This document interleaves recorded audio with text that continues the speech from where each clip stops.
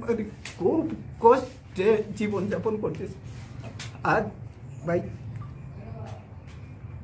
ভিতরে যদি ভিসা না হয় তাহলে আমাদের চেকটা অন্তত আমাদের কাছে হস্তান্তর করবেন আপনি। আপনাকে তো আমরা বিশ্বাস করেছি, মানেছি।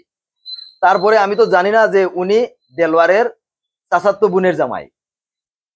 এখন যখন জানতে পারলাম যে উনি তো ওরে সেফ দিছে, সেফ দিয়ে আমাদের সাথে দুকাবাজি করে উনি আবার আমেরিকা চলে গেছে। পরিবারের আর্থিক সচ্ছলতা ফেরাতে ইউরোপের দেশ ইতালিতে যাওয়ার জন্য বিয়ানীবাজার ও আশপাশ উপজেলার ১৬৫ জন যুবক দ্বারস্থ হয়েছিলেন বিয়ানীবাজারের দেলোয়ার হোসেনের।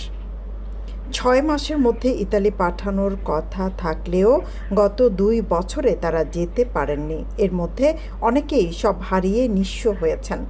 ইতালিতে লোক পাঠানোর মূল কাজটি করেন দেলোয়ারের ছোট ভাই কাউসার হোসেন। দেশে ইতালি যাওয়া ইচ্ছুকদের সাথে যোগাযোগ ও টাকাসহ পাসপোর্ট গ্রহণ প্রক্রিয়া সম্পন্ন করেন দেলোয়ার। বিগত দিনে শতাধিক তরুণদের ইতালিতে প্রেরণ করায় তার নাম ছড়িয়ে পড়ে সিলেটের সর্বত্র। সর্বশেষ ১৬৫ জন যুবকের ভিসা আজ অবধি এপ্রুভ হয়নি, আর তাতেই বাধে বিপত্তি। যারা এখনও ভিসা পাননি তারা ভিসা প্রসেসিংয়ের নামে কোটি কোটি টাকা আত্মসাৎ করার অভিযোগ তুলেছেন বিয়ানীবাজার উপজেলার লাউতা ইউনিয়নের ৮ নং ওয়ার্ডের পাহাড়িয়াবহর গ্রামের দেলোয়ার হোসেনের উপর। সম্প্রতি বিয়ানীবাজার প্রেস ক্লাবে এক সংবাদ সম্মেলনে তারা এসব অভিযোগ জানান। প্রতিজন গড়ে ১২ লাখ টাকা করে নগদ ও চেকের মাধ্যমে দেলোয়ার হোসেনকে দিয়েছেন। এর বাইরে আরও ১ লাখ টাকা করে দেওয়া হয়েছে ভিসা প্রসেসিংয়ের জন্য। এই ১ লাখ টাকা আবার অফেরতযোগ্য, তবে ফেরতযোগ্য টাকা পরিমাণ সব মিলিয়ে ২০ কোটি টাকার উপরে। আজ ২ থেকে ২.৫ বছর আমি নিজে এবং আমার ভুক্তভোগী যত ভাইয়েরা আছেন সবাই খুবই কষ্টের মধ্যে আছেন। বিভিন্ন ভাই প্রবাসী ছিলেন। আমার এই এক ভাই, উনি ১ লক্ষ টাকা মান্থলি স্যালারি পাইতেন আপনার দুবাইয়ে। তার ফ্যামিলি নিয়েছিলেন ওনার, উনি ১ লক্ষ টাকা স্যালারি পেতেন। তারপর উনি ছিলেনও প্রবাসে। অনেক মানে বেশিরভাগই আমরা এখানে প্রবাসী ছিলেন। আমি ২-২.৫ বছর থেকে ভাই আজ মানে আমার বাসা হারা, আজ ২-২.৫ বছর থেকে মানে খুব কষ্টে জীবনযাপন করতেছে। আজ ভাই হুমকি দিচ্ছে, আমার পরিবারের লোকজনের কাছে হুমকি দিচ্ছে আমাকে মেরে ফেলবে, কিন্তু আমিও মরার তোয়াক্কা করি নাই। জানি আমি এই পৃথিবীতে জন্ম নিয়েছি, একদিন মরতে হবে। সেই জন্য আমি মরণের ভয় করি না। আমি শুধু আমার টাকার জন্য বা আমার ভুক্তভোগী ভাইদের টাকার জন্যই ছুটে বেড়াচ্ছি। এক প্রান্তে থেকে এক প্রান্তে, এক মুরব্বি থেকে আরেক মুরব্বি, এইভাবেই প্রতিনিয়ত ঘুরছি আমরা তার গ্রামে গিয়েছিলাম। মুরব্বীরাও তারাও সারেন্ডার হয়েছে, তাদের গালে জুতা দিয়ে বাড়ি মারছে যে তারাও পারে নাই। কিন্তু ভাই আজকে খুবই কষ্ট লাগতেছে যে আমার এই ছোট্ট জীবনে সে আমার ছোট্ট জীবন থেকে ২-২.৫ বছর শেষ করে দিছে, এবং আমার যে ফিউচার সেই ফিউচারটাও সে নষ্ট করে দিছে। আমার বাবা ছিলেন একজন স্কুল মাস্টার, ৭ বার ব্রেন স্ট্রোক করে এখন গড়ে বসবাস করতেছেন। আমার এই বাবার আর্তনাদ কখনো বৃথা যাবে না। দেলোয়ারের মতন একজন ব্যক্তি যে আজ আমাদের টাকা নিয়ে সে সম্পদের পাহাড় গড়েছে, সেই সম্পদ কোনোদিন থাকবে না। আমি ১ সপ্তাহের ভিতরে আমার ব্যবসা প্রতিষ্ঠান ছিল, ওগুলো আমি লস দিয়ে সেল করে আসছি আমার ফ্যামিলি নিয়ে। আসার পরে বলছে টাকা দাও, এমবেসি ফেস করো। আমি বললাম আপনি যেহেতু বলছেন আমি আসছি, ঠিক আছে আপনি টাকা দিব, আমার ৯টা কপি আমার দেন, আমার দেখান। বলে না, হবে না, আগে আমার টাকা দাও, তাহলে তোমার কপি দেবো। তখন আমি টাকা দিছি ওরে। টাকা দেওয়ার পরে এমবেসি ফেস করাইছে, বলছে আমার আগস্টে, কিন্তু ও আগস্টে করায় নাই, আমারে অক্টোবরের ১৫ তারিখে আমার এমবেসি ফেস করাইছে। যাক, দীর্ঘ এতদিন আজকে ২ থেকে ২.৫ বছর শেষ হয়ে গেছে। ওরা ফোন দিলে বলে আজকে কালকে পরশু ফোন দিব এইরকম বলে, কিন্তু ও ফোন দেয় না। পরে আর আমার দুবাইয়ের ভিসা শেষ হয়ে গেছে ভাই, অলরেডি আমারও শেষ, আমার ফ্যামিলির ভিসাও শেষ হয়ে গেছে। এখন আমি এমন অবস্থা আছি ভাই, ঘর থেকে বাইরে হইলে কেউ থেকে হাওলাত নিতে ১০ টাকা ৫ টাকা পার খরচের জন্য। আমেরিকা প্রবাসী আব্দুর রুব মিয়া, তিনি ওনার মধ্যস্থতার মাধ্যমে যে টাকাটা আমরা ১৩ লক্ষ টাকা দিয়েছি, ১৩ লক্ষ টাকার চেক মানে মধ্যস্থ রাখেন উনার হাতে, রেখে বলেন যে ৪ মাসের সময় দেওয়া হলো, ৪ মাসের ভিতরে যদি ভিসা হয়ে যায় তাহলে আপনার লোক যাবে তো? বলে হ্যাঁ, 4 মাসের ভিতরে যদি হয়ে যায় তাহলে আমার লোক যাবে। আর 4 মাসের ভিতরে যদি ভিসা না হয় তাহলে ওই 13 লক্ষ টাকার চেক আমাদের কাছে হস্তান্তর করা হবে। যাওয়ার পরে আমি ওনার সাথে যখন 4 মাস অতিক্রম হলো, আমি যোগাযোগ করলাম। যোগাযোগ করার পরে উনি বললেন দেলোয়ারের সাথে যোগাযোগ করো। দেলোয়ারের সাথে যোগাযোগ করলাম। দেলোয়ার বলে তুমি, আমি যে মধ্যস্থ দিয়েছিলাম যে মুরব্বী, ওনার সাথে তুমি কথা বলো। লাস্টে উনি আমাদের সাথে আর সংযোগ বিচ্ছিন্ন করে দেন। আব্দুর রউফ মিয়া আমেরিকা প্রবাসী, উনি আমাদেরকে আর 13 লক্ষ টাকার চেকটা আমাদের কাছে আর রিটার্ন করেন নাই। শুধু এই কথা লাস্ট বলেছেন যে আমি 13 লক্ষ টাকার চেক তোমার কাছে হস্তান্তর করতে পারবো না।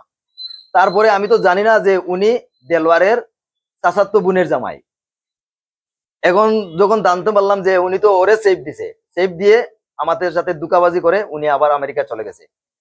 লাউতা ইউনিয়ন পরিষদ থেকে ভুক্তভোগীদের অভিযোগের প্রেক্ষিতে দেলোয়ার হোসেনের কাছে একটি নোটিশ পাঠানো হয়। সেই নোটিশের উত্তরে দেলোয়ার জানিয়েছেন তিনি কারো সাথে প্রতারণা করেননি। সংবাদ সম্মেলনে আমার বিরুদ্ধে কথা সত্য নয়, কারণ ইতালি ভিসা সংক্রান্ত জটিলতা, এটা নিয়ে জাতীয় কূটনীতিকভাবে কাজ চলতেছে। এটা এখন জাতীয় ইস্যু এবং যাহারা আমার উপর অভিযোগ করেছে তাদের এখনও ভিসা ইতালি এমবেসিতে কাজ প্রক্রিয়াধীন রয়েছে। এখনও কোনো ফাইল রিজেক্ট করে নাই, কারণ তাদের ওয়ার্ক পারমিট জেনুইন, কোনো ফলস নয় এবং তারা নিজ হাতে ফাইল ইতালি এমবেসিতে জমা দিয়েছে। ইতালি ভিসা নিয়ে ইতালিয়ান সরকার একটি আইন জারি করেছে 11 অক্টোবর 2024। এমবেসিতে পুরো বাংলাদেশে যত ফাইল আছে এই ফাইলগুলা ভেরিফিকেশন করে 31/12/2025 ভিতরে ভিসা প্রদান করিবে এবং তাহা নিয়ে দেশের সব মন্ত্রণালয়, বাংলাদেশের সব মন্ত্রণালয় অবগত। এবং এই আইন অনুযায়ী আমি 11 নং লাউতা ইউনিয়ন পরিষদের চেয়ারম্যানের কাছে সময় চেয়েছি এবং তিনি এই বিষয় নিয়ে অবগত। আমি কখনো বলি নাই যে তাদের ভিসা রিজেক্ট হলে তাদের চুক্তি অনুযায়ী টাকা ফেরত দেব না এবং তাদেরকে কোনো জানের হুমকি কখনো দেই নাই। এগুলো সব মিথ্যা কথা।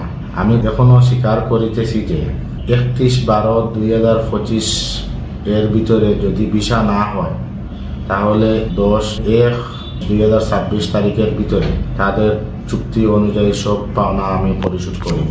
এদিকে লাউতা ইউপি চেয়ারম্যান দেলোয়ার হোসেন জানান, ইউনিয়ন পরিষদের নোটিশের জবাবটা পাঠিয়েছেন দেলোয়ার হোসেন। তিনি বিষয়টিকে জাতীয় সমস্যা আখ্যায়িত করে ডিসেম্বর পর্যন্ত সময় চেয়েছেন।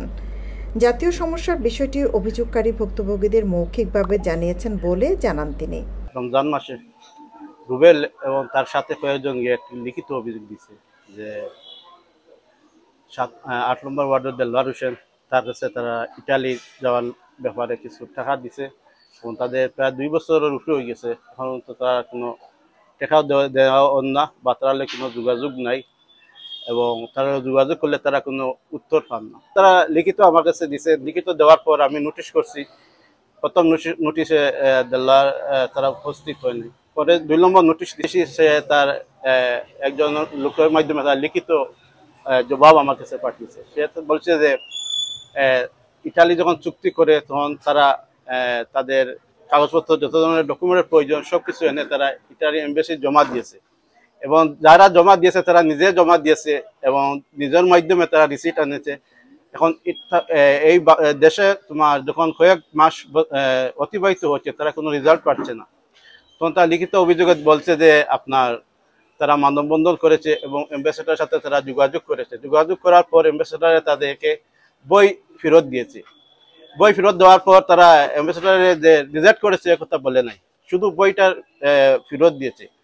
দেলোয়ার তার লিখিত বক্তব্য বলছে যে রিজেক্ট দিলে তারা এখনো রিজেক্ট করে নাই, শুধু বইটা ফেরত দিয়েছে এবং এমবেসি তাদেরকে সময় দিয়েছে যে 2025 ডিসেম্বর পর্যন্ত তারা সবাইকে ভিসা দিয়ে দিবে এবং সে আমাকে বলছে যে তাদেরকে অনুরোধ করার জন্য যে 25 সালের ডিসেম্বর পর্যন্ত তারা অপেক্ষা করতে। যদি ভিসা না পায় তাহলে 26 জানুয়ারি 10 তারিখের ভিতরে যত টাকা দিতে সবার টাকা সে ফেরত দিয়ে দিবে। তখন আমি লিখিত বক্তব্যকে উপস্থিত যারা আছে, রুবেল গং যারা আছে তাদেরকে আমি বলছি, তারা বলছে আমাকে এই কথা যে আপনি যে কথা বলছেন এ কথা তো আমরা পুরোপুরি তার বক্তব্য আশ্বস্ত হতে পারছি না, কারণ সে নিজে উপস্থিত হয়ে আমাদের সাথে নতুনভাবে চুক্তি করুক। এবং অ্যাম্বাসেডারে যে তাদের যে রিসিট দিছে, এই রিসিটটা আমরা দেলোয়ারের কাছে আমরা জমা দিয়ে দিব, কিন্তু সে আমাদের সামনে এসে উপস্থিত হয়ে আমাদের জন্য নতুনভাবে একটা চুক্তি করুক যে 25শে ডিসেম্বর পর্যন্ত যে আপনার অ্যাম্বাসেডারে তাদের ভিসা দিবে, এই ধরনের একটা চুক্তি নতুনভাবে আমাদেরকে করুক এবং আমরা তার রিসিট তাদের কাছে আমরা জমা দিয়ে দিব। যদি ভিসা না দেয় তাহলে তো তার রিসিট তার কাছে আছে, আমরা চলে যাব। তারা মানে এই কথা লিখিত বক্তব্য আশ্বস্ত হয় নাই, তারা বলছে যে সে নতুনভাবে চুক্তি করার জন্য। টাকা ও ভিসা নিয়ে মুখোমুখি ভুক্তভোগী ও দেলোয়ার হোসেন। ভুক্তভোগীদের দাবি টাকা অথবা ভিসা, অন্যদিকে দেলোয়ার হোসেন চাচ্ছেন সময়। এখানেই আটকে আছে ইতালিতে যাওয়ার স্বপ্ন। সৈয়দা আখি হক, এবিটিভি। বিয়ানীবাজারে রেডি ফ্ল্যাট ভাড়া দেওয়া হচ্ছে। পৌর শহরের TNT রোডে ইবনে আল মতিন টাওয়ারে শিশুদের জন্য বিনোদন, সুসজ্জিত বেডরুম, রুচিশীল balcony, kitchen, dining, lift, CCTV, বিশাল পার্কিং ও ছাদ সহ থাকছে আধুনিক সুবিধা।